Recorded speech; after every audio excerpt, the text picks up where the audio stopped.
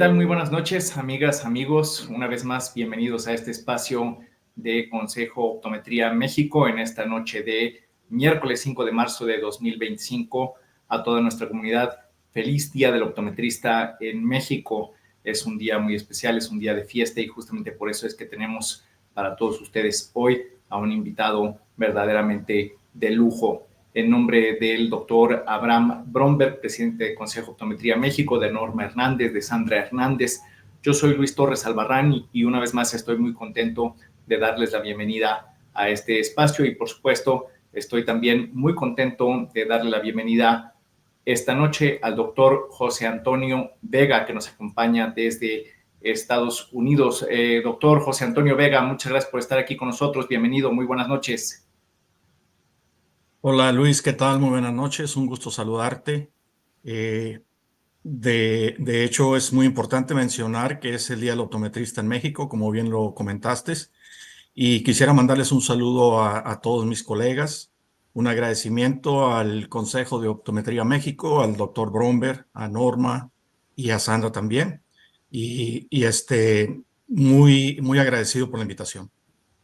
Al contrario, los agradecidos somos nosotros y por supuesto también felicidades para usted, que aunque está a la distancia, nos acompaña a la distancia, bueno, pues se formó acá en México, como vamos a platicar un poco más adelante. Así que, bueno, pues también muchas felicidades, doctor. Muchas gracias, Luis, de nuevo. Muchas gracias. Para entrar en materia, bueno, pues como solemos hacer, vamos a dar lectura a una breve semblanza curricular de nuestro invitado y después entraremos en materia. Vamos a ver qué tiene que platicarnos el doctor José Antonio Vega. Él está en el Departamento de Investigación y Desarrollo de Cooper Vision allá en Estados Unidos desde el año 2005. Justo en el transcurso del día revisábamos su perfil en LinkedIn, la red de los profesionales, donde por cierto les invitamos que nos sigan también como Consejo Optometría México, y está pues de manteles largos, cumpliendo ya 20 años ahí en la compañía. El doctor José Antonio Vega tiene grado de asociado en Ciencias Óptica Oftálmica por el Pima Community College de Tucson, Arizona. También la licenciatura en optometría por la Escuela Superior de Medicina del Instituto Politécnico Nacional, aquí en México. En 1997 logró una maestría en Ciencias de la Visión por la Universidad de Waterloo, en Ontario, Canadá. En 2001, el doctorado en optometría por el New England College of Optometry, allá en Boston, Massachusetts, Estados Unidos. Y finalmente, hace apenas un par de años, lo menciono de esta manera porque es algo de lo que vamos a platicar más a detalle en unos minutos, el doctorado en investigación, optometría y ciencias de la visión, mención cum laude y doctor internacional por la Universidad de Valencia, España, y la Universidad de California, la Universidad Berkeley en California, en Estados Unidos.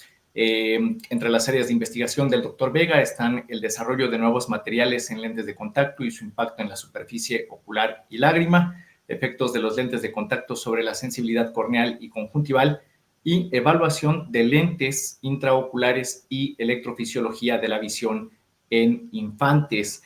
A lo largo de su carrera ha publicado artículos en revistas indexadas como el Investigative Ophthalmology and Vision Science, la revista Córnea, también en Contact Lens and Anterior Eye, el British Journal of Ophthalmology y Optometry and Vision Science. Ha participado el doctor en numerosos congresos internacionales en Estados Unidos, en América Latina, en Europa y también en la región Asia-Pacífico.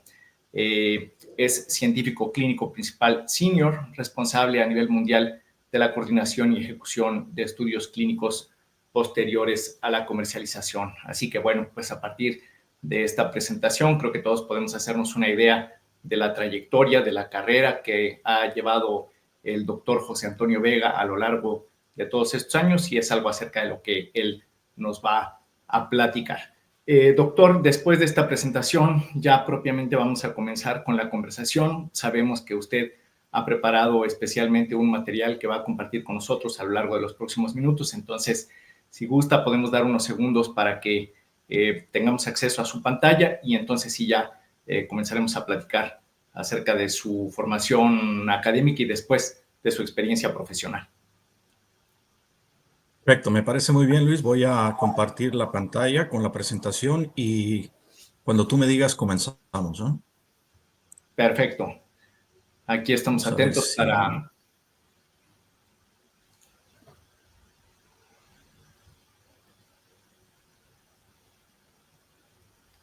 Estamos completamente en vivo desde la Ciudad de México en un enlace con el doctor José Antonio Vega, que nos acompaña desde allá, desde Estados Unidos, en esta noche de miércoles 5 de marzo de 2025, Día del Optometrista en México. Reiteramos las felicitaciones a toda nuestra comunidad. Parece ser que ya estamos ahí a punto de tener acceso a su pantalla, doctor. A ver, Luis, me avisas cuando ya puedan ver la pantalla, ¿no? Por favor. No, todavía no aparece aquí. Se va a desplegar también en la pantalla. A ver, aquí ya está. Parece ser que ahí estamos ya, doctor. Ok. Perfecto. Perfecto. Perfecto, Luis. En cuanto tú me digas, comenzamos con la conversación. Va a ser una plática bastante fluida en lo que a mí respecta y creo que va a ser muy interesante para todos los que posteriormente vayan a escuchar esta presentación. Con mucho gusto, doctor. Bueno, pues aquí en este espacio, con cada uno de nuestros invitados, lo primero que hacemos es preguntarles cómo fue que se decidieron por emprender el camino de la optometría como su carrera profesional, si se trató de una experiencia personal, de la influencia de parte de algún familiar, de algún vecino, de algún conocido, o si fue algo que de pronto surgió por alguna otra razón. Así es que, bueno, para no perder la costumbre, eso sería lo primero que quisiéramos preguntarle. ¿De dónde es que nace en José Antonio Vega este deseo de estudiar la licenciatura en optometría? Muy buena pregunta, Luis. La verdad que es muy interesante porque cuando yo decidí estudiar optometría y que estuve en México estudiando, la mayoría de mis compañeros de la carrera de optometría en el Politécnico, pues tenían ya sea que su papá tenía óptica o un tío o alguien en la familia había estudiado optometría, ¿no? O tenía alguna óptica. En mi caso no fue así realmente, ¿no? En mi caso fue por una experiencia personal que yo tuve, por eso es que he puesto la fotografía esa cuando era niño y realmente fue una cosa muy interesante porque comienzo cuando yo nací en el norte de México, tuve la dicha de nacer en México, en el país México, en una ciudad muy pequeña que tendría aproximadamente unos 28,000 habitantes. Hoy en día creo que tiene 35,000, no ha cambiado mucho. Pero como pueden ver en este mapa pequeño, en el círculo color rojo, está la ciudad de Cananea, Sonora. Y a pesar de ser una ciudad muy pequeña, tiene una gran historia a nivel de México, porque es considerada la cuna de la Revolución Mexicana, ya que en esa ciudad hay una mina de cobre, que es la segunda más grande del mundo, después de la mina que hay en Chile, en el desierto de Atacama. Esta es la segunda mina de cobre más grande del mundo por la producción, digamos, que tiene de cobre a nivel mundial, ¿no? Entonces, a pesar de que es una ciudad muy pequeña, tiene cosas muy importantes y que la estoy mencionando porque es bueno acordarse de dónde nació uno y de dónde viene, ¿no?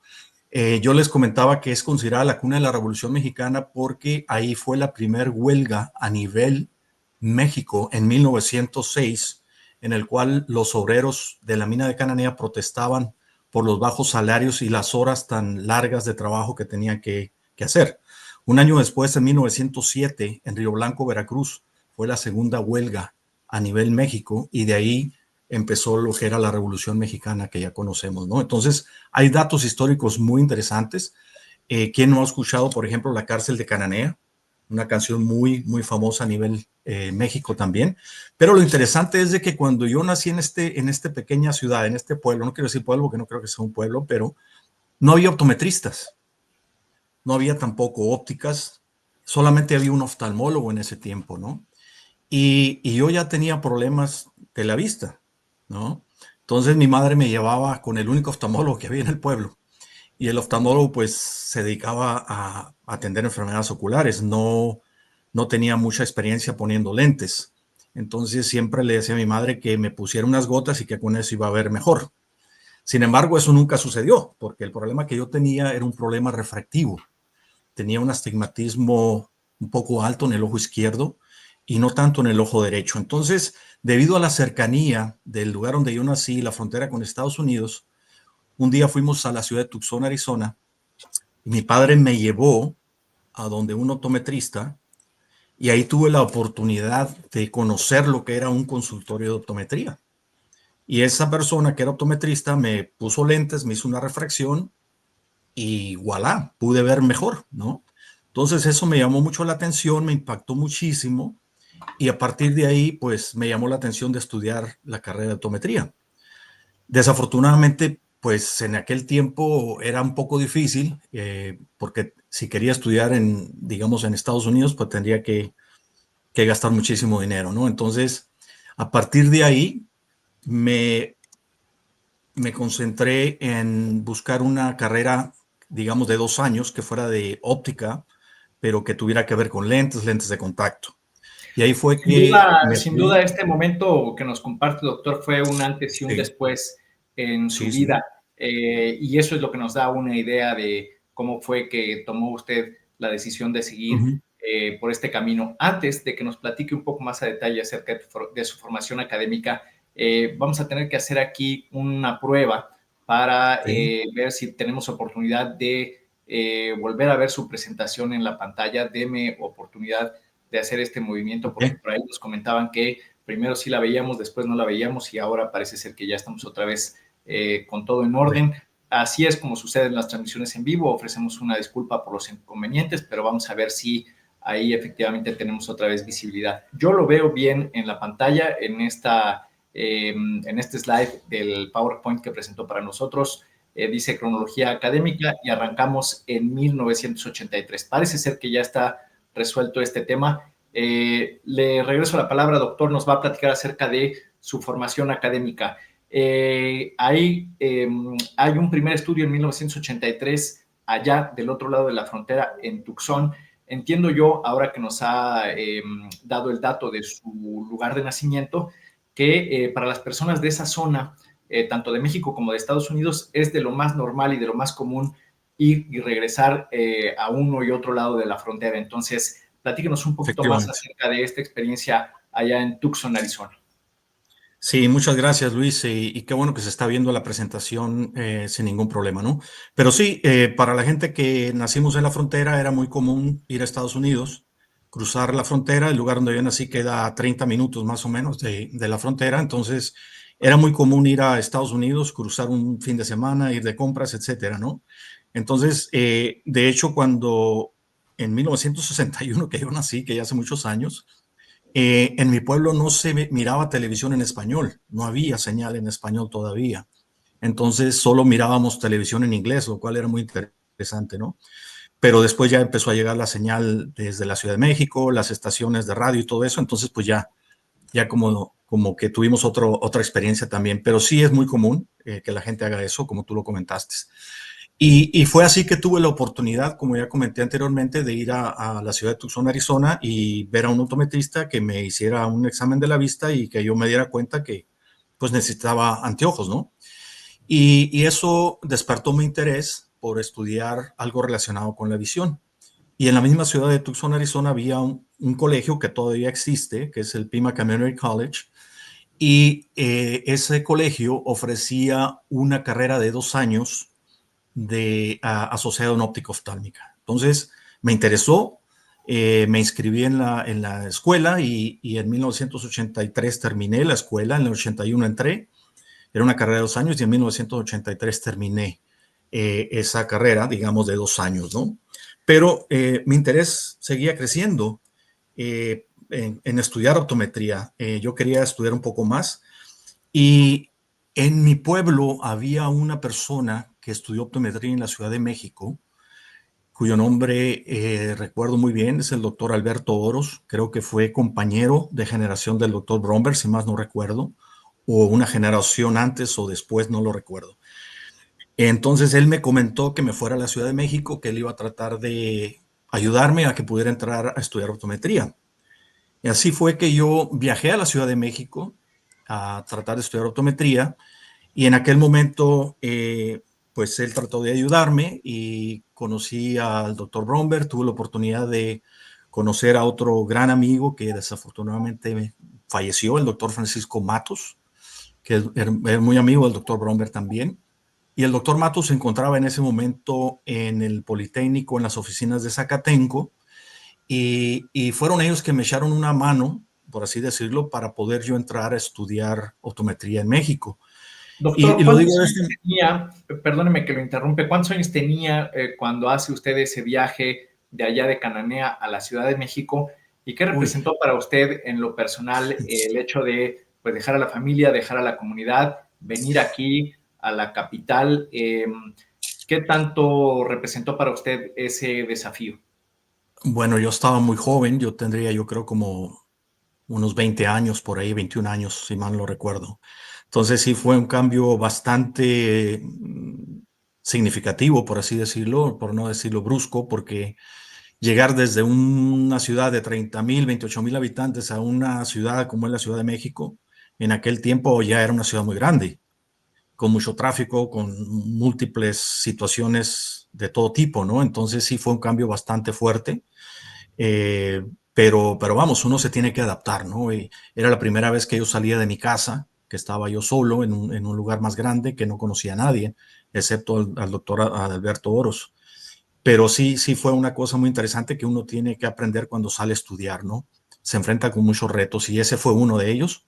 Las comidas también, yo no conocía otras comidas más que las que yo comía en mi casa, pero me di cuenta que las comidas que hay en otras partes de México, pues son muy interesantes. De hecho, la cocina mexicana es considerada una de las mejores a nivel mundial, ¿no?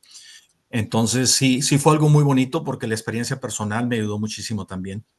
Pero bueno, retomando el tema, quería comentarles que el doctor Bromberg y el doctor Francisco Matos tuvieron mucha, digamos, influencia en que yo pudiera entrar a estudiar al Politécnico. Lo digo de una manera bien, porque cuando yo llego a la Ciudad de México, yo había terminado mi preparatoria o bachiller, ¿cómo le llaman en México? Preparatoria, creo que después de la secundaria en la Ciudad de México, creo que tiene otro Sí, nombre, no correcto. Puede recuerdo ser bien. preparatoria, puede ser bachillerato según el plan de estudios, pero bueno, es la educación media superior. Sí, exactamente. Entonces yo había salido en 1979 de la preparatoria en mi ciudad, del área físico-matemático. Y tenía, creo que recuerdo muy bien, el promedio mío era de 9,2 o algo así, en una escala del 1 al 10. Y en aquel tiempo me pusieron algunas trabas para entrar al Politécnico porque decían que yo ya tenía tiempo de haber terminado la preparatoria, ¿no? Claro. Y lo cual pues yo no lo consideraba justo porque yo tengo muy buenas calificaciones, pues deberían dejarme entrar. Entonces, para hacer corta la historia, el doctor Matus me ayudó muchísimo, lo cual yo lo agradezco de manera infinita. Una gran persona que después tuve la oportunidad de platicar con él en varias ocasiones. Y fue así que yo entré al Politécnico. Y tuve que hacer mi examen y todo para poder entrar. Y en 1985 hice una pequeña pausa después del terremoto. Cuando fue el terremoto, pues salí huyendo de ahí de México. Me fui a Estados Unidos otra vez y después regresé a terminar la carrera, la cual concluí en 1989, ¿no? Después de eso, de 1989, fue que decidí irme a Canadá. Pero hay una cosa muy interesante que yo quería comentarles. Cuando yo estudiaba en el Politécnico en esa época, empecé a trabajar en una empresa que se llama Bausch Lomb en la Ciudad de México, que pues está todavía, creo, por el Toreo de Cuatro Caminos. Es una empresa americana que se dedica a fabricar lentes de contacto y en aquel tiempo fabricaban los lentes Ray-Ban también de sol. Entonces conseguí yo un trabajo de medio tiempo en esa empresa y también iba a estudiar al Politécnico. Entonces fue muy interesante porque al final de la conversación al final de la presentación voy a comentar algo que tiene relevancia, ¿no? Pero quiero adelantarles algo.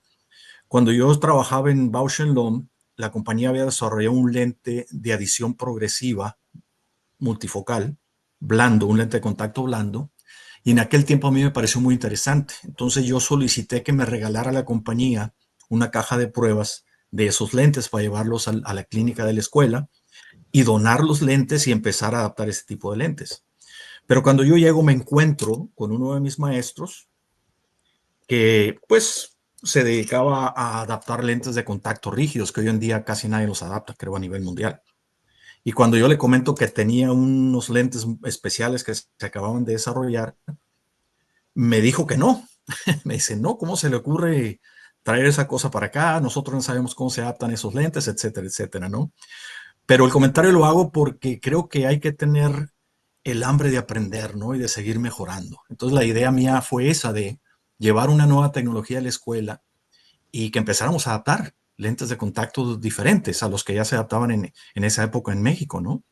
Entonces fue algo que me llamó mucho la atención porque eso también me impactó en mi carrera profesional. La segunda cosa que me pasó también en el Politécnico, que yo desconocía totalmente, fue que en Permítame México... interrumpirlo antes de pasar a esta segunda experiencia, Sí, doctor, para comentar que, bueno, esto que usted nos acaba de compartir seguramente no fue la primera ni la última vez que se enfrentó con ello, porque suele suceder que la academia vaya un poco más lenta o mucho más lenta en algunos casos que el campo de la investigación. Entonces, suele sí, uno enfrentarse cuando toma estas iniciativas a un poquito de resistencia, que por supuesto no tiene que ver o con la mala fe de las personas, sino que a veces en la academia, en las escuelas, el ritmo es un poco más lento y al final debe de pasar un poco más de tiempo para que sean bienvenidas estas nuevas tecnologías o estos avances científicos que se van desarrollando muchas veces en las compañías o en otras escuelas, incluso dentro del mismo país o en el extranjero. Y ahora sí, le devuelvo la palabra, doctor. Muchas sí, gracias. sí. Gracias, Luis. Definitivamente, claro, totalmente de acuerdo contigo. Y la segunda experiencia que tuve fue que yo desconocía que en México existían lo que se llaman prácticos, ¿no? Gente que no estudió optometría, pero que se hizo trabajando en una óptica, ahí aprendió cómo adaptar lentes y lo seguía haciendo de esa manera, ¿no? Entonces tuve una experiencia en una clase de óptica oftálmica, no, óptica geométrica realmente, en el laboratorio de óptica geométrica, en la primera clase que yo tuve, y uno de los maestros que tuve hizo una pregunta sobre los lentes oftálmicos, algo así, y bueno, como yo ya tenía estudios anteriores y conocía perfectamente sobre los lentes, y contesté yo la pregunta, y para mi mala suerte, pues me fue mal porque la contesté. El maestro que yo tenía pensaba que yo era práctico, ¿no? Entonces, fue la primera vez que yo escuché esa palabra en mi vida, ¿no? Pero después de esa desafortunada, digamos, diferencia de opiniones, porque yo no sabía que era un práctico, nos hicimos muy amigos, el profesor ese y yo, ¿no? Porque era una persona muy inteligente, creo que también ya falleció, pero fue un gran amigo mío también, pero fue algo que me fue enseñando cosas en la vida, ¿no?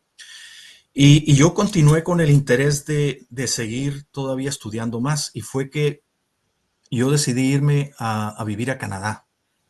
Me fui a vivir a Canadá y llegando yo a Canadá no podía yo ejercer la profesión de la optometría porque había estudiado en México, tenía que homologar mis estudios, pero tenía que volver a estudiar la optometría. Entonces, por ahí del año 1989 igual, había conocido a un profesor en un congreso de Bausch Lomé, Caracas, Venezuela, un profesor que era maestro en la Universidad de Waterloo, y en esas conferencias yo fui el traductor de ese profesor.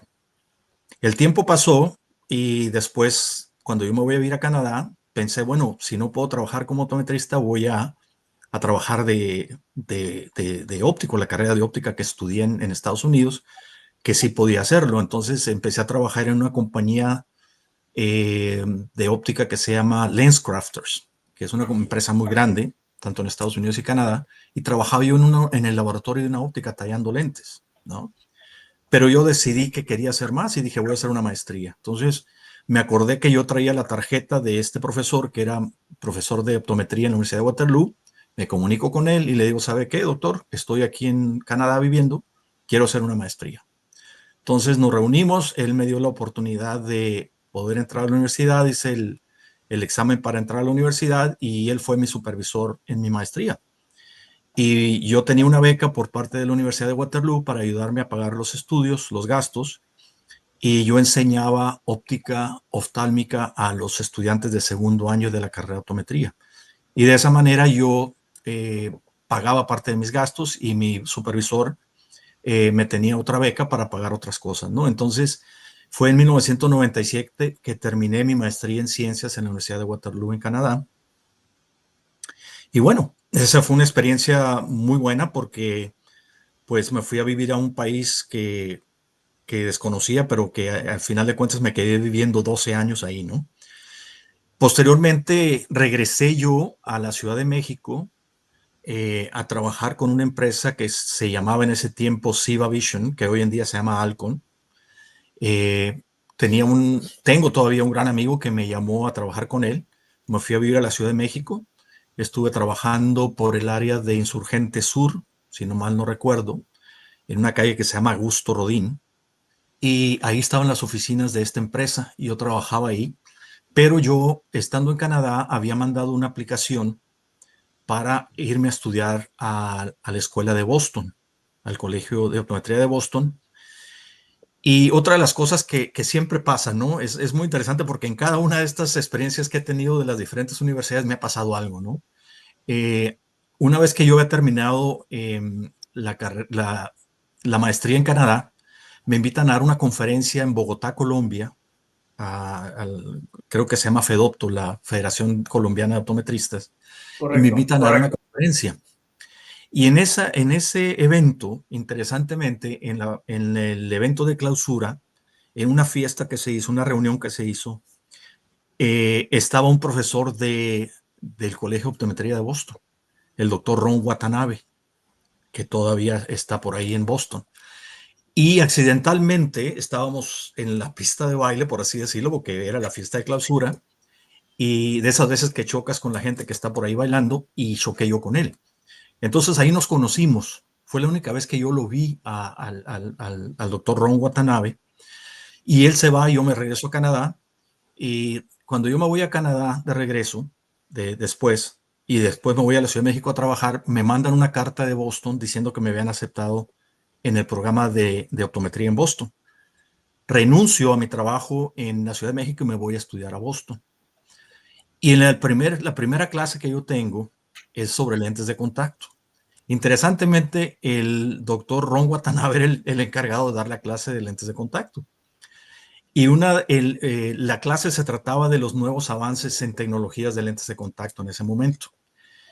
Y parte de la investigación que yo había hecho en Canadá la habíamos publicado en una revista indexada sobre los nuevos lentes de contacto de hidrogel de silicona, un lente que se llama Focus Night and Day de la empresa Ciba Vision. Y el doctor Ron Watanabe empezó a proyectar unas diapositivas para hablar sobre los nuevos avances en lentes de contacto de hidrogel de silicona. Y en ese momento presenta él una diapositiva que sale mi nombre con el nombre del profesor de Waterloo y otra gente que son coautores en el artículo. Y entonces dice el doctor Watanabe, uno de los autores de esta investigación es precisamente un estudiante aquí en el Colegio de Optometría en Boston y está sentado aquí. Entonces se dirige a mí y me dice, José, ¿por qué no pasas a explicar tú exactamente lo que hicieron en esa investigación? Entonces paso yo al frente, explico brevemente lo que fue la investigación, cómo la hicimos, todo lo que se hace en un proyecto de investigación. Y después de eso me dice el doctor Ron Watanabe, ¿sabes qué? Pues estás exento de mi clase de lentes de contacto, ¿no? Entonces me exentó de la clase, no tuve que tomar su clase, me la aprobó inmediatamente. Entonces fue algo que me ayudó mucho para poder dedicar tiempo a otras clases en la carrera de optometría en Estados Unidos que no tenemos en México, como ejemplo neurooptometría y otras clases que son requisito para poder terminar. Y en el Doctor, 2001 tuve... el doctor Watanabe lo exentó de su clase, pero ¿qué le dijeron los compañeros cuando lo invitan a usted justamente a hacer esta presentación y le reconocen el crédito como uno de los autores de esta investigación? ¿Qué le dijeron sus compañeros? Que me imagino yo que eran más jóvenes que usted. ¿Cuál fue el comentario en general ahí en ese grupo en ese momento? Bueno, muy buena pregunta, Luis, porque lo que pasa es que hay algo muy interesante. En el programa normal en Boston, o sea, y lo voy a explicar más adelante, obviamente que va gente que no tiene, nunca ha sido o ha estudiado optometría, pero el Colegio de Optometría de Boston tiene un programa especial que se llama estatus avanzado, ¿no? ¿Qué quiere decir esto? Que hay un programa especial para optometristas que son de otros países, que el Colegio de Optometría considera que califican para poder estudiar optometría en el Colegio de Boston. Pasas un examen, te hacen un examen y solamente creo que hay 20, de 28 lugares, creo que hay como 10 lugares disponibles nada más.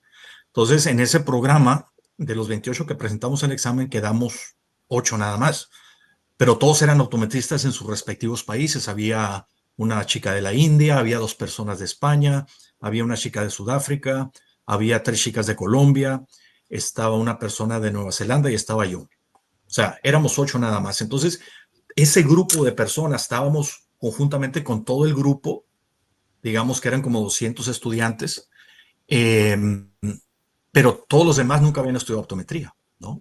Entonces, obviamente, los 8 que estábamos ahí teníamos ventajas sobre todos los demás. Por eso es de que estábamos en un estatus avanzado.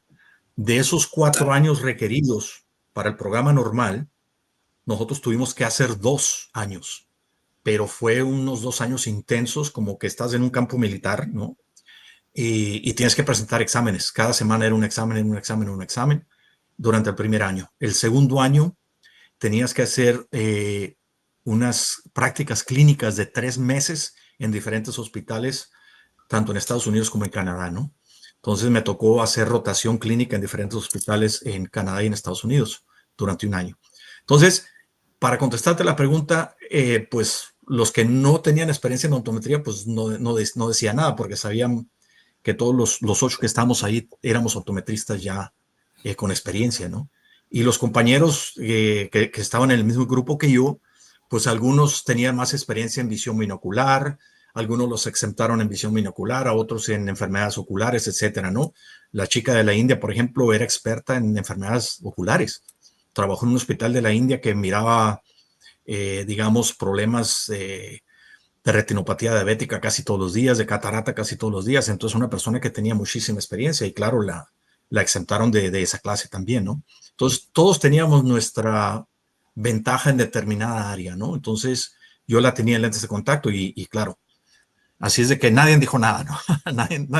Nadie se quejó en esa manera, ¿no? Pero lo que quiero decir es de que también fue una experiencia muy buena porque aprendí muchísimo, muchísimo. El programa de optometría en los Estados Unidos voy a elaborar un poco más adelante. Es muy diferente a otros países, ¿no? Y el doctor Romberg puede confirmar esto porque él también estudió acá en Estados Unidos y sabe cómo son los estudios, ¿no? Eh, Después de haber estudiado en Boston, eh, pues me regresé a Canadá a trabajar. Estuve trabajando en Canadá y después de estar trabajando en Canadá, una compañía en California me contrató para trabajar con ellos, una compañía pequeña en el sur de California, cerca de San Diego, y era una compañía de lentes intraoculares en la cuales desarrollamos un lente intraocular que se puede cambiar el poder del lente intraocular con un rayo láser, ¿no? Tú sacas la catarata, pones un lente intraocular de cámara posterior y después de 3 semanas le puedes hacer un ajuste al poder del lente de contacto para perfeccionar la corrección que necesite ese paciente. Una tecnología muy interesante de una empresa pequeña.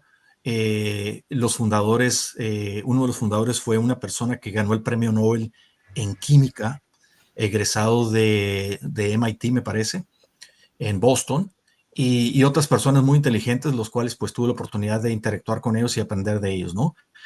Desafortunadamente en el 2004 la empresa tenía problemas económicos porque era empresa pequeña que depende de, digamos, de financiación. No es una empresa establecida, no es una empresa que es pública, lo cual quiere decir que no cotiza en la bolsa de valores. Claro. Entonces me di cuenta que tenía que buscar otro empleo. Entonces empecé a buscar empleo, me acordé de un gran amigo que les voy a comentar más adelante, que estaba trabajando en una empresa que en ese momento se llamaba Ocular Sciences y le llamé por teléfono y le dije, ¿sabes qué? Estoy buscando trabajo y daba la casualidad que en ese momento en investigación y desarrollo estaban buscando un optometrista. Entonces viajé al norte de California, me entrevistaron, pasé la entrevista y me dieron el trabajo. Y en el 2000, finales del 2004, principios del 2015, empecé a trabajar en Ocular Sciences, que posteriormente fue adquirida por CooperVision. Sin embargo, estando ya trabajando con la empresa, que después se convirtió en CooperVision, en el 2013 me nació el interés de seguir estudiando. Y lo digo porque en el 2013, yo creo que esperé muchísimo tiempo. Estando yo en Waterloo, en Canadá, en 1997, me fui a Australia por 6 meses a hacer una investigación en la Universidad de Nueva Gales del Sur, en Sydney, y me ofrecieron hacer ahí un doctorado, pero no quise hacerlo porque se me hizo que estaba muy lejos, ¿no?, de la familia. Entonces me regresé yo y fue en el 2013, 2015, por ahí que me nació otra vez la idea de hacer un doctorado. Entonces dije, ¿cómo hago para hacer un doctorado? Estoy trabajando tiempo completo en CooperVision, tengo muchísimo trabajo, y para poder hacer un doctorado en Estados Unidos, pues prácticamente tienes que dedicarle el 100% de tu tiempo, lo cual indicaba que yo tenía que renunciar a mi trabajo y dedicarme al doctorado.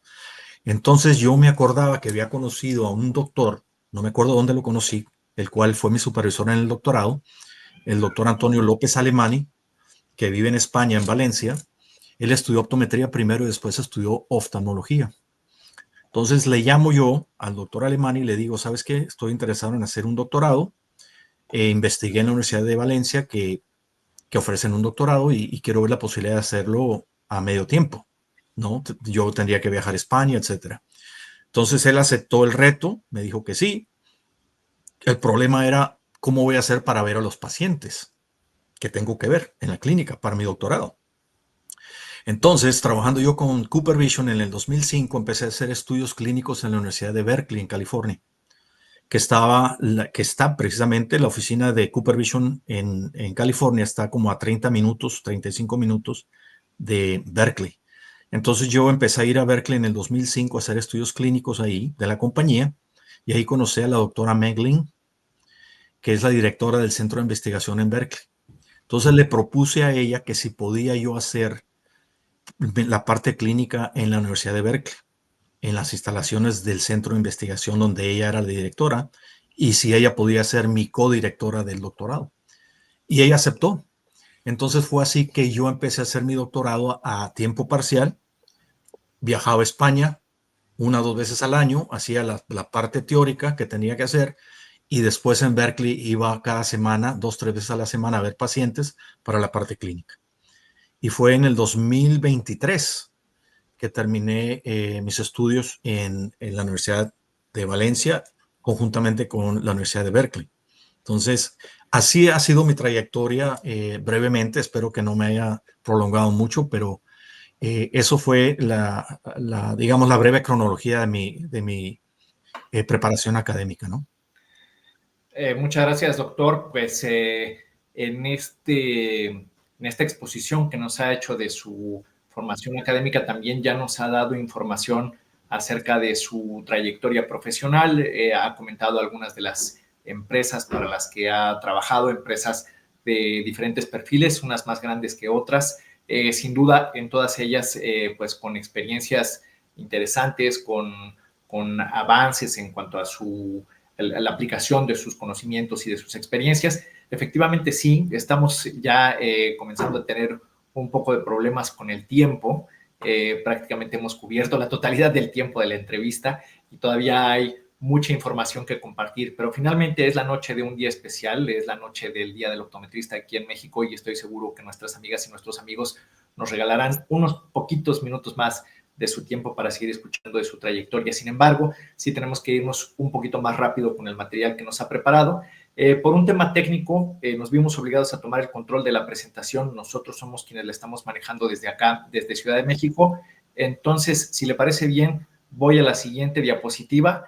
Es un comentario aquí con una cita de Francis Bacon que usted nos comparte, y ya después podemos pasar a la siguiente, en donde nos va a hablar de por qué es que siguió usted estudiando optometría a lo largo de prácticamente 40 años, desde 1983 hasta 2023. Lo dejo entonces con esta frase para que haga una reflexión brevísima y pasemos, por favor, al siguiente material.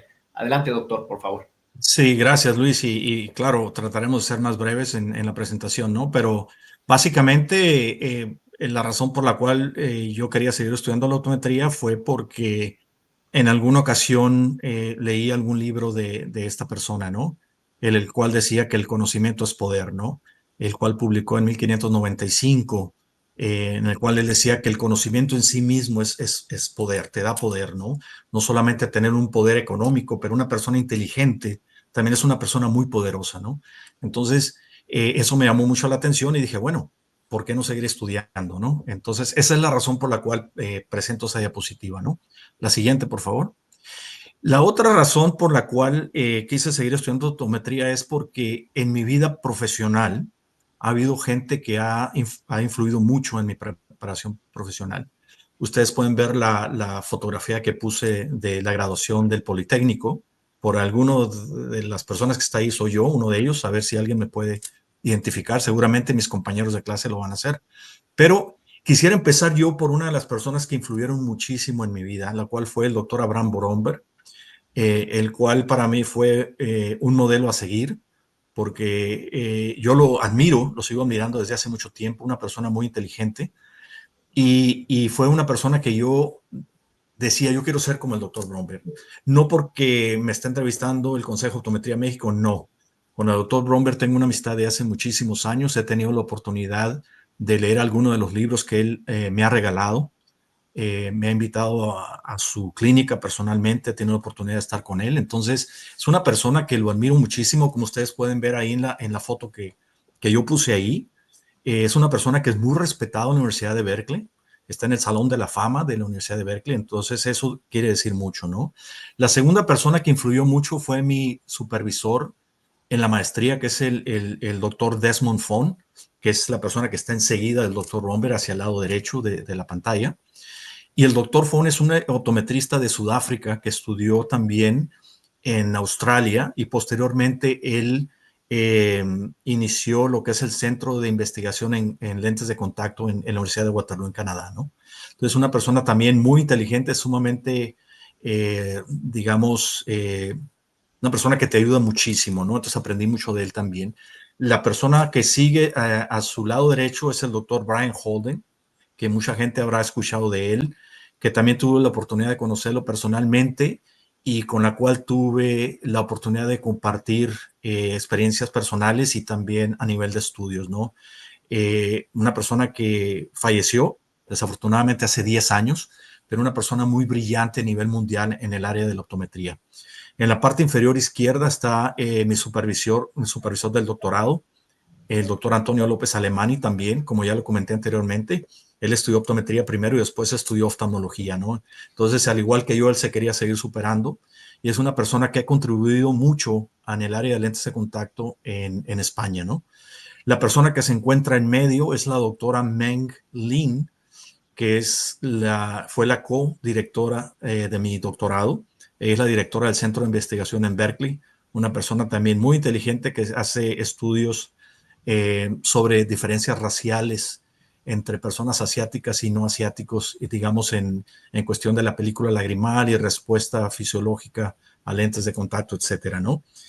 La persona que está al final es Juan Carlos Aragón, una persona que es egresada del Politécnico también, una persona que aprendí mucho de él, somos muy amigos también, y una persona que ha tenido mucho éxito a nivel profesional en la industria de lentes de contacto, ¿no? He trabajado con él en 4 compañías diferentes, hemos coincidido, y es una persona que ha tenido muchísimo éxito y lo cual admiro mucho y también le estoy muy agradecido por la oportunidad de haberme ayudado a trabajar en diferentes empresas. La siguiente, por favor. A partir justamente de esto que nos comenta y antes de platicar brevemente acerca de su tesis doctoral, reconocer, doctor, la importancia de los mentores, no solamente de los maestros, sino de las mujeres y los hombres que se toman su papel mucho más en serio y acompañan de una manera más comprometida a los estudiantes, independientemente del nivel en el que se conozcan, de la edad que tengan y de la experiencia que ya hayan logrado. Muy importante el trabajo de mentoría, recibirlo, por supuesto, y aprovecharlo, pero también darlo. Sin duda alguna, yo estoy seguro que usted coincidirá con nosotros en este comentario. Mira, Luis, qué bueno que tocaste ese punto y voy a ser muy breve. Una experiencia muy especial que yo tuve con el doctor Desmond Font en mi maestría fue la siguiente.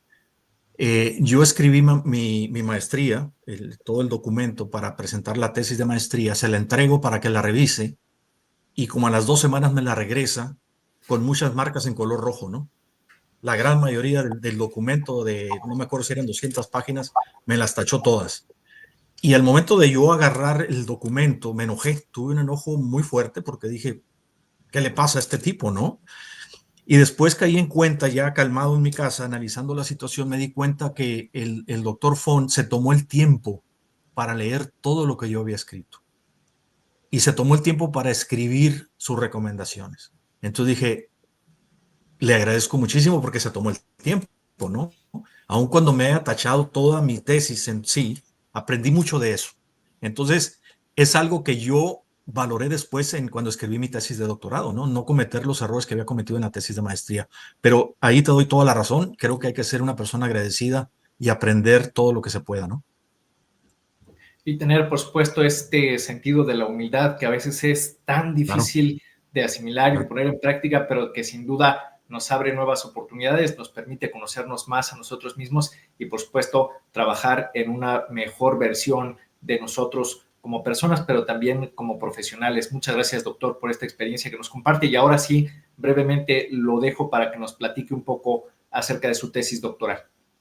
Sí, gracias, Luis. Bueno, mi tesis doctoral en sí consistió en eh, investigar diferentes materiales en lentes de contacto, ya sea de hidrogel convencional o de hidrogel de silicona, que tienen diferentes propiedades y el impacto que tienen sobre la lágrima. ¿Por qué era interesante la tesis? Por la sencilla razón de que diferentes compañías desarrollan diferentes productos y se les atribuyen propiedades extraordinarias muchas veces, ¿no? Y muchas veces promueven el producto diciendo, bueno, mi producto no tiene impacto sobre la lágrima de un paciente. Entonces, la idea de nosotros era demostrar si esa hipótesis era cierta o si los lentes de contacto, independientemente del material del cual están fabricados, impactaban de manera similar la lágrima, ¿no? Entonces, lo que estamos viendo en esa diapositiva es el área clínica del Centro de Investigación en Berkeley. Del lado izquierdo superior estamos viendo un aparato que te puede medir el espesor de la capa de lípidos de la lágrima. En la parte inferior estamos viendo una muestra del ojo derecho y del ojo izquierdo de un paciente donde se le está midiendo el espesor de la capa de lípidos. En la foto intermedia estamos viendo un aparato que es un topógrafo, el topógrafo Medmon, que puede capturar imágenes de la calidad de la lágrima, que sería la foto en color del extremo derecho, ¿no?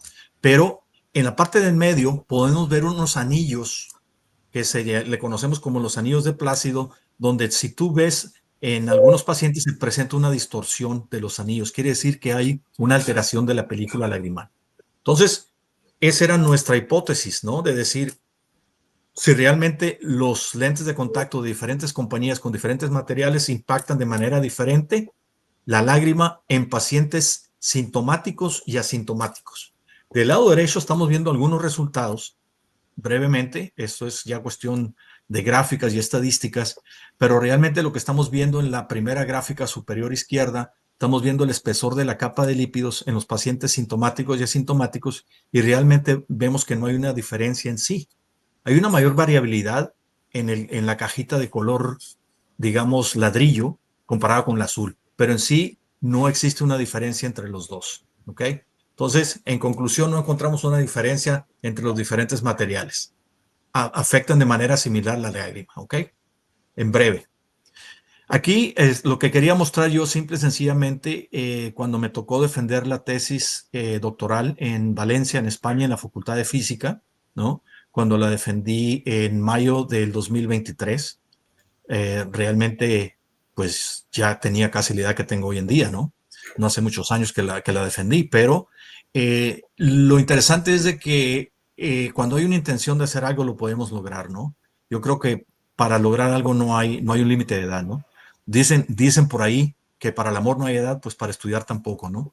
Entonces, solo quería mostrar que a pesar de que yo ya estaba en una etapa adulta, pude terminar exitosamente mi tesis doctoral, ¿no? Y ahí está una foto con mi supervisor en la parte inferior. Justamente de esto platicábamos ayer en nuestra previa a esta entrevista. Nuestros amigos ahora se enteran, si no es que ya lo he comentado en otra ocasión. Nosotros por lo regular tenemos una plática previa con nuestros invitados y ayer nos comentaba de esto el doctor Vega. Así es que, pues ahí queda la reflexión. Para el amor no hay edad, para el estudio tampoco. O con otro dicho, me tomo la licencia ahora que el doctor ha recurrido a uno muy elegante. Yo voy a utilizar uno un poquito más aterrizado, ¿no? No te arrugues, cuero viejo, que te quiero pa' tambor. Así es que a todas las personas que tengan el interés, la vocación por continuar con sus estudios, más allá del tema de la edad, más allá del momento de vida, más allá de la situación familiar, aquí tenemos un testimonio que es muy valioso. El doctor Vega nos lo acaba de comentar. Hace apenas un par de años estaba allá en España defendiendo, sustentando este trabajo de titulación a nivel de doctorado. Así que bueno, pues que nos sirva este ejemplo de vida que él nos comparte para encontrar la motivación que nos lleve a cumplir con este objetivo, si es que lo tenemos, por supuesto, en nuestra agenda. Muchas gracias, doctor. Reitero, estamos muy contentos de tenerlo en esta noche de miércoles 5 de marzo de 2025, Día del Optometrista en México. Estamos entrando ya a la recta final de nuestra entrevista. Nos va a platicar acerca de su experiencia como autor en revistas indexadas y después vamos a hablar también de su trayectoria en congresos para acercarnos al cierre ya con esta visión panorámica que usted ha desarrollado acerca de cómo se ejerce la optometría en diferentes partes del mundo. Este es un adelanto de lo que tendremos en los próximos minutos, pero le dejo la palabra nuevamente para platicar acerca de sus trabajos en revistas indexadas. Gracias, doctor. Sí, muchas gracias, Luis. Te agradezco nuevamente.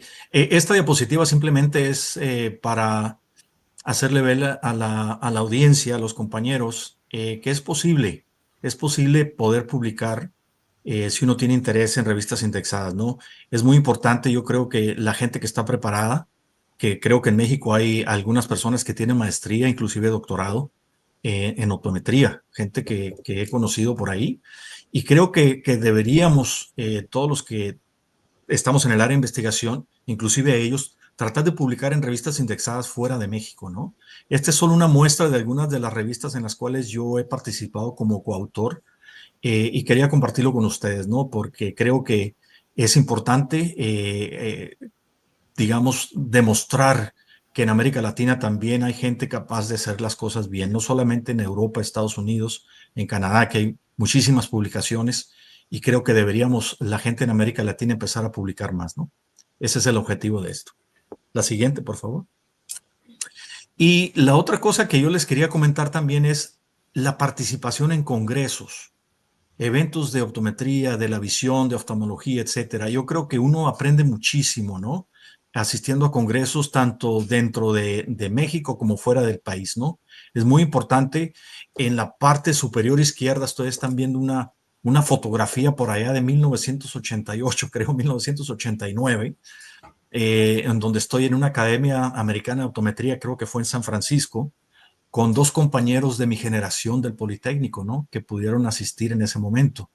Y a partir de ahí les estoy mostrando una serie de fotografías donde he asistido a diferentes congresos en los cuales pues uno tiene diferentes experiencias muy buenas, muy positivas, tanto a nivel de aprendizaje como a nivel personal. ¿Por qué? Porque uno conoce diferentes personas que en un momento dado pues uno puede hacer contacto con ellos, puede hacer algún tipo de colaboración profesional, etcétera, etcétera, ¿no? La última oportunidad que tuve fue en la Academia Americana de Optometría el año pasado en Indianápolis, y en la parte inferior derecha, extremo derecho, estoy en un congreso en Londres, Inglaterra, con un compañero de México, del Politécnico, el doctor Rubén Velázquez, que es un compañero mío de generación, que de hecho Rubén fue el mejor estudiante de la generación, no lo fui yo, fue él. Entonces, una persona que admiro muchísimo, trabajo mucho con él, y de hecho la siguiente diapositiva, Luis, por favor, es para mostrarles nada más, el doctor Velázquez y yo enviamos un resumen para presentar un póster clínico en el evento de lentes de contacto que va a haber este año en Inglaterra, en junio, y le estoy mostrando la notificación de que nuestro trabajo fue aceptado, ¿no? Entonces vamos a estar asistiendo nuevamente este año en ese evento que es grandísimo. Es el evento más grande de lentes de contacto a nivel mundial, ¿no? Entonces, solo quería compartir con ustedes la noticia porque es bastante relevante, ¿no? Creo que hay gente en México que ha participado en la Academia Americana de Optometría. Algunos de ellos los he visto. Creo que hay que hacer más todavía. Muchísimas gracias, doctor, por esta noticia que nos comparte y muchas felicidades, por supuesto, por este logro. Me llama mucho la atención que a lo largo de la entrevista ha usted destacado a diferentes compañeros con los que se ha encontrado en diferentes momentos a lo largo de todos estos años, egresados del Politécnico Nacional, como usted, como el doctor Bromberg. Así es que, pues, orgullo politécnico, ahí al más alto nivel, tanto en México como en otros países del mundo, dando cuenta de su talento, de su conocimiento y de su experiencia. Sí, mira, te necesito comentar esto porque si no me voy a echar de enemigos a algunos amigos que tengo de la UNAM. Pero hay una persona de la UNAM que fue el primero de la generación en optometría en la UNAM, creo que es en Iztacala, que después se fue a hacer un doctorado a Australia y hoy en día está trabajando con Alcon en Dallas Fort Worth, en Texas, en el área de lentes intraoculares. Es una persona súper inteligente. Está una persona estudió en la Universidad de Xochicalco, en Mexicali, que también estudió maestría y doctorado. Creo que lo estudió en México, no me acuerdo. Y él también está trabajando en Alcon, ¿no? En Dallas Fort Worth. Y la otra persona que quería yo comentar a nivel Latinoamérica es el doctor Percy Lazón de la Jara, que es un optometrista peruano que hizo su doctorado en Australia y actualmente trabaja con nosotros en Cooper Vision en el área de investigación y desarrollo. Entonces, no solamente, digamos, hay gente de México, hay gente de otros países como es el doctor Percy Lazón de la Jara, pero sí, claro, hay gente de la UNAM, hay gente de Xochicalco, por ejemplo, que ha destacado, y hay otras personas que también ahorita se me van de la mente, pero que han destacado a nivel internacional. No son solamente las escuelas, sino las mujeres y los hombres, las personas que hacen a las escuelas. Muchas gracias, doctor, por este reconocimiento, tanto de los colegas de la Universidad Nacional Autónoma de México como de otras escuelas aquí en el país y, por supuesto, de otros países de América Latina. Y ahora sí, pues llegamos a este momento que es uno de los más importantes en la entrevista. Con base en su experiencia, ¿qué nos puede platicar de manera muy general y muy breve de cómo ve que se ejerce la optometría tanto en México como en América Latina, que se podría decir que quizá somos países que jugamos más o menos en la misma liga, algunos un poquito más adelantados, otros un poquito más rezagados, y también cómo es este contraste con lo que se hace en Estados Unidos y en Europa? Le cedo la palabra, doctor. Sí, gracias, Luis.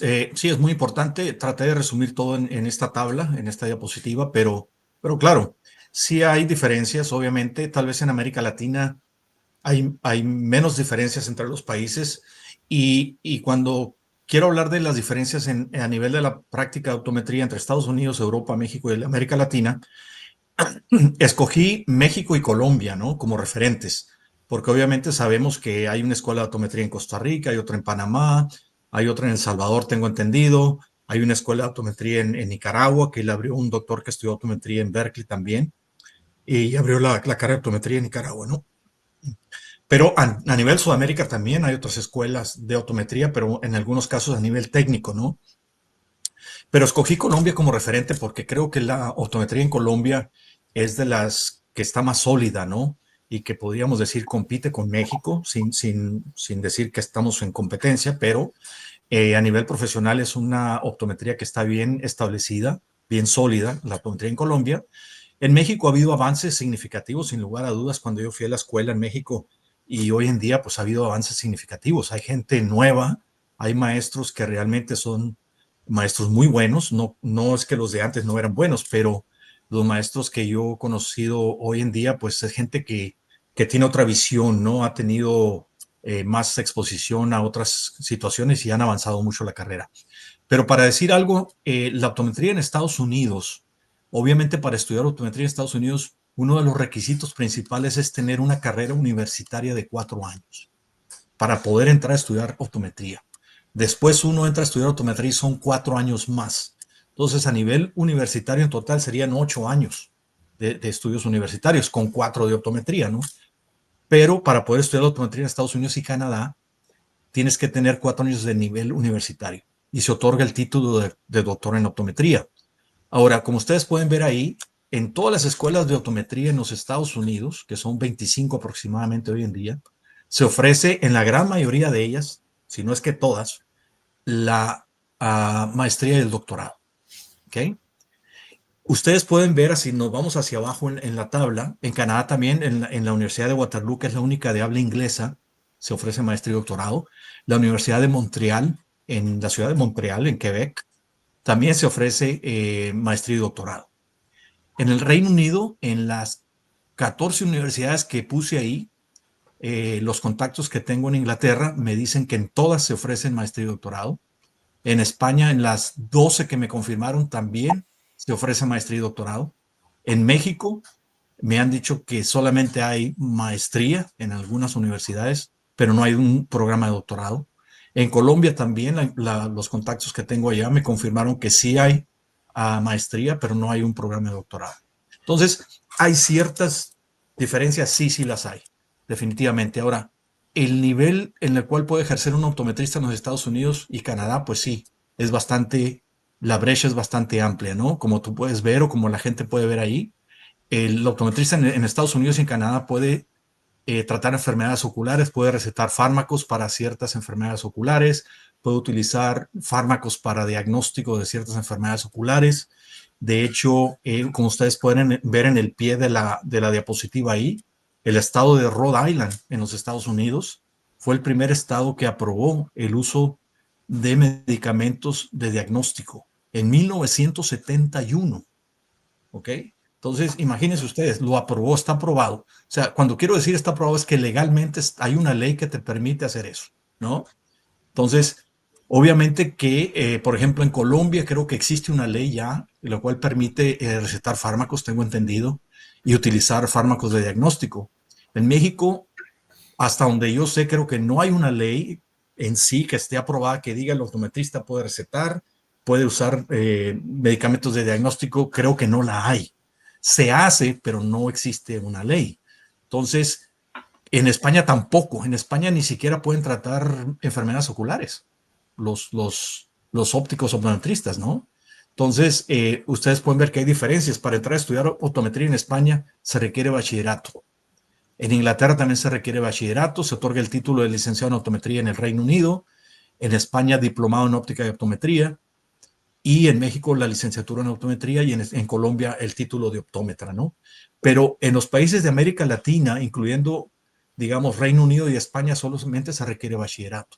Entonces, sí hay una diferencia significativa en cuanto a los requerimientos para estudiar optometría, ¿no?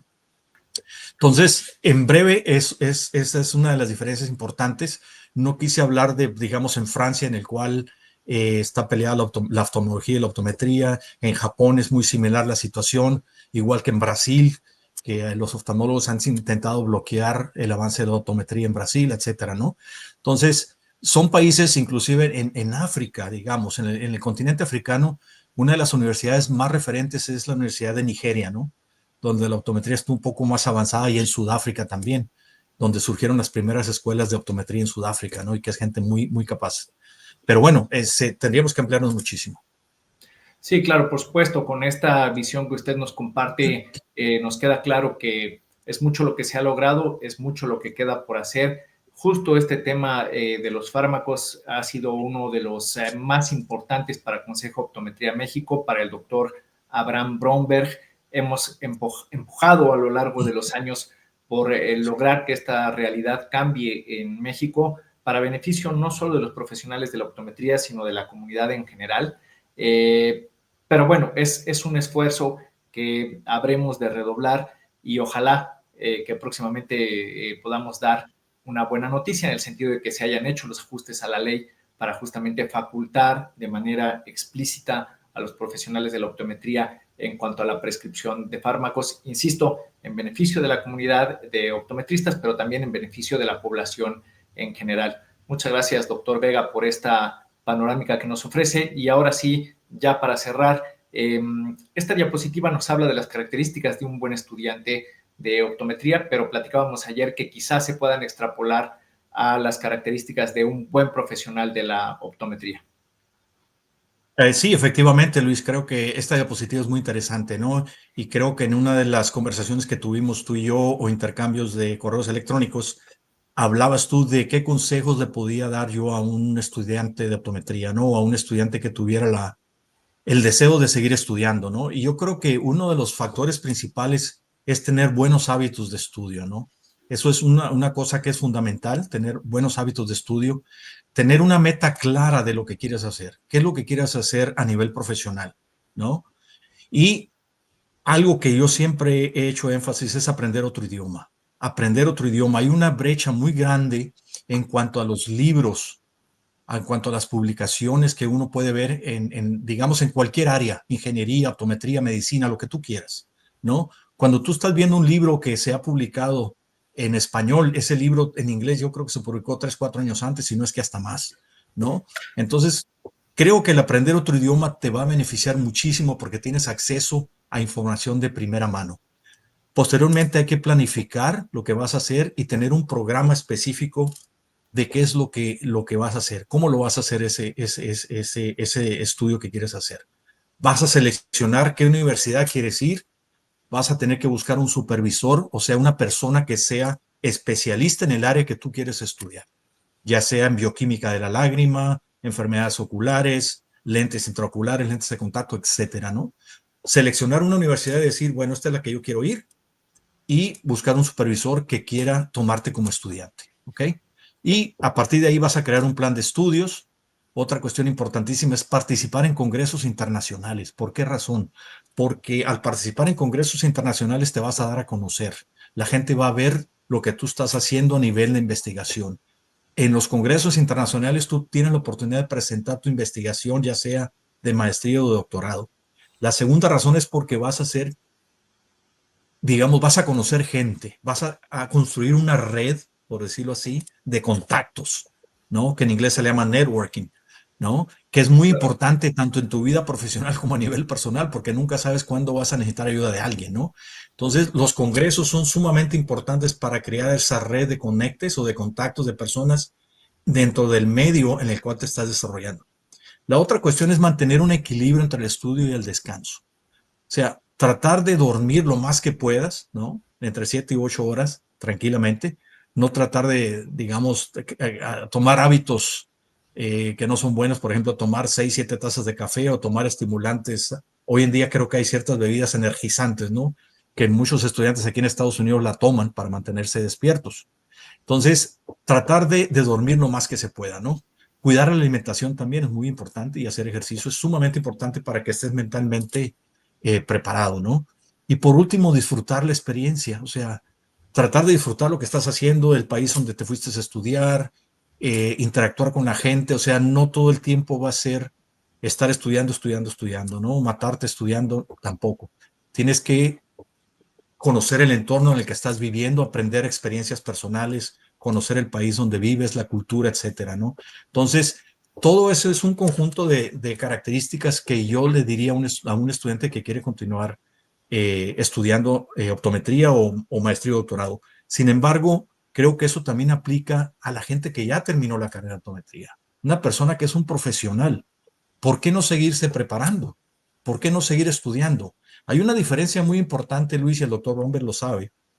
Aquí en Estados Unidos, para poder continuar ejerciendo la optometría en tu consultorio o tu clínica privada o tu óptica, como le quieras llamar, la asociación de cada estado te exige que tengas que tener cierta cantidad de créditos de educación continua, si no pierdes la licencia para ejercer o la cédula profesional que le llamamos en México. Entonces, por fuerza, tú tienes que seguir estudiando y preparándote, ¿no? Entonces, yo creo que los optometristas, compañeros míos y otros optometristas de México, realmente yo los invito a que se sigan preparando, que continúen aprendiendo más, hay nuevas tecnologías, hay muchas cosas nuevas a la disposición, ¿no? Entonces creo que estas características de un buen estudiante podrían aplicar también a una persona que ya es profesional, ¿no? Muchas gracias, doctor. Pues sin duda ahí hay una serie de recomendaciones tanto para quienes están estudiando la licenciatura en optometría o algún posgrado, como para quienes ya ejercen en los diferentes ámbitos en los que se puede practicar la profesión, a considerar para estar mejor tanto en lo personal como en lo profesional, y vienen obviamente con el respaldo de una voz autorizada como la del doctor José Antonio Vega, que nos ha acompañado a lo largo de ya prácticamente poquito más de una hora. Doctor José Antonio Vega, muchísimas gracias por haber estado aquí con nosotros en esta noche de miércoles 5 de marzo, Día del Optometrista en México. Claro, Luis, muchísimas gracias. Quiero hacer extensivo de nuevo mi agradecimiento a ti en lo personal por haber coordinado esta entrevista, al doctor Abraham Bromberg, a Sandra, a Norma, al Consejo Optometría México y sobre todo a las personas que me pueden estar escuchando, ¿no? Una felicitación a todos los optometristas nuevamente por el Día del Optometrista en México y les mando un gran saludo y un gran abrazo. Espero que podamos estar en contacto. En la última diapositiva están los datos de mi correo electrónico, mi dirección y todo, ¿no? Entonces estamos a la orden para poder comunicarnos eh, el día que quieran, ¿no? Muchísimas gracias, Luis, y muchísimas gracias a todos. Muy buenas noches. Igualmente, doctor José Antonio Vega, muchísimas gracias. Ahí estamos viendo en pantalla los datos de contacto del doctor José Antonio Vega. Por si alguna persona quiere ponerse en contacto con él, hay un número telefónico, está también su domicilio, allá, bueno, el domicilio pues de la compañía para la que trabaja y también su correo electrónico institucional. Los dejamos unos segunditos más para que ustedes tomen nota en caso de que lo requieran, de que lo necesiten, puedan ponerse en contacto con él. Nuevamente, en nombre del doctor Abraham Bromberg, de Norma Hernández, de Sandra Hernández, de Consejo Optometría México, le agradecemos al doctor Vega el que haya estado con nosotros esta noche, que nos haya compartido pues prácticamente una hora de su tiempo para conocer su trayectoria profesional, sus años de formación académica y todo lo que ha compartido con nosotros a lo largo de estos minutos y que ha sido muy valioso, yo estoy seguro, para nosotros y también para toda la comunidad. Gracias, doctor José Antonio Vega. Estamos en contacto. Ojalá que pronto tengamos nuevamente la oportunidad de platicar con usted aquí en este espacio. Muchísimas gracias, Luis, y buenas noches a todos. Hasta luego. Que tenga muy buenas noches. Muchas gracias. Y listo, pues así es como terminamos con nuestra entrevista el día de hoy, Día del Optometrista en México. A toda la comunidad, muchas felicidades y nuestros mejores deseos para que sigan entregando cada día lo mejor de ustedes en beneficio de la población a la que atiendan, sea como docentes, como profesionales en práctica privada, como investigadores, sea cual sea su actividad. Gracias, felicidades y a seguir en este esfuerzo de todos los días. En nombre del doctor Abraham Bromberg, presidente del Consejo Optometría México, de Norma Hernández, de Sandra Hernández, les agradecemos el favor de su compañía. Les invitamos, por supuesto, a que estén muy pendientes de las redes sociales de Consejo Optometría México, en especial del LinkedIn, donde tenemos mucho contenido de valor que compartirles, además de en las otras redes que ustedes ya conocen, con las que están más familiarizados. Llegamos así al final de esta transmisión. Yo soy Luis Torres Albarrán y les agradezco una vez más el que hayan estado con nosotros. Que tengan muy buena noche y hasta la próxima. Gracias y felicidades.